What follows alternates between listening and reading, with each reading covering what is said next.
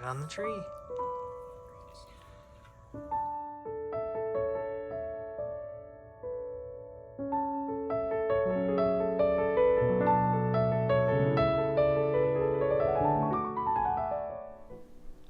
In today's video, I will be sharing 3 easy steps to take your Christmas tree from this to that.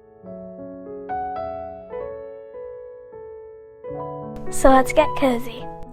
So step 1 to creating a beautiful Christmas tree is to really focus on the planning part of your Christmas tree and to consider what story you want your Christmas tree to tell. Do you want your tree to tell the story of a winter wonderland? Do you want your tree to tell the story of a family? I also recommend getting on Pinterest or TikTok to look for some inspiration photos. A few words of wisdom about Pinterest or using TikTok. Remember that these are simply inspiration, and for a color scheme, tweak it and really make it your own. You really want the decor on your tree to tell your holiday story. Once you've taken the time to do a little bit of planning and also looking at some inspiration, step 2 to creating a beautiful Christmas tree is to really think about the special family ornaments that you want to incorporate in your tree. So I really take the time to look at the family ornaments that we have, kind of decide what are some common colors that I notice in those ornaments that I could pull out and use as more of a neutral base in my tree. This year I decided that I was going to focus on using a red and white theme as the base of my Christmas tree, and then I was going to build in some of the family ornaments that are really important for us to put on the tree. Now, this next step, step 2.5, is actually a really important part of creating a beautiful look in your Christmas tree, and that is taking the time to actually fluff your Christmas tree. I always start at the base of the Christmas tree in the back and work my way to the front, just kind of bending the branches in different ways to get a fluffier look. The third and final step of creating a beautiful Christmas tree is to layer in all of your decorations. I would recommend trying to put your lights kind of more in a pattern that kind of weaves in and out of your tree and not tightly wrapped around your tree. That gives the lights a chance to kind of spread out a little bit more and gives the glow of the Christmas tree a more natural look to it. Once you've got the lights placed on the tree, next I would go in and add your garland. Again, I start at the top of my tree with my garland and then work my way down, kind of just letting the garland hang in a natural way, not being too fussy about it. After I have my garland in place, this year I decided to add some ribbon to my tree.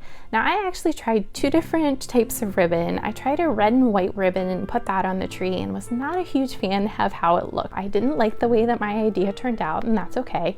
I just took it off the tree, and then I decided I was just going to reuse some ribbon that I had already used in some other places in my home on the tree, and it ended up looking really great. Once I had the lights and the garland and the bow all in place in the ribbon, I went back in and I started layering in the ornaments. And when I do this with my ornaments, I always start with my filler ornaments first, which are just the colored ornaments that I picked. So I had the red and the white in a couple different sizes. So I had the matte red and the matte white in 2 different sizes, like I said, some big and some smaller, and a really just kind of beautiful look that's all put together by kind of placing those ornaments towards the inside of the tree and then bringing some forward as well.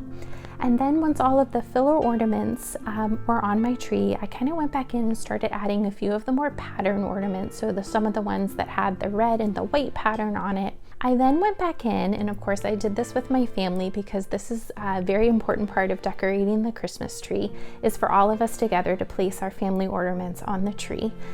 It is a tradition every year for us to do this together. So then we went back in as a family and added in all of the special family ornaments that are on our tree, making sure to put those front and center because of course that is the heart and soul of my Christmas tree. My family is very important to me. Being able to have the opportunity to talk about the special memories that go along with the family ornaments. So it's just a really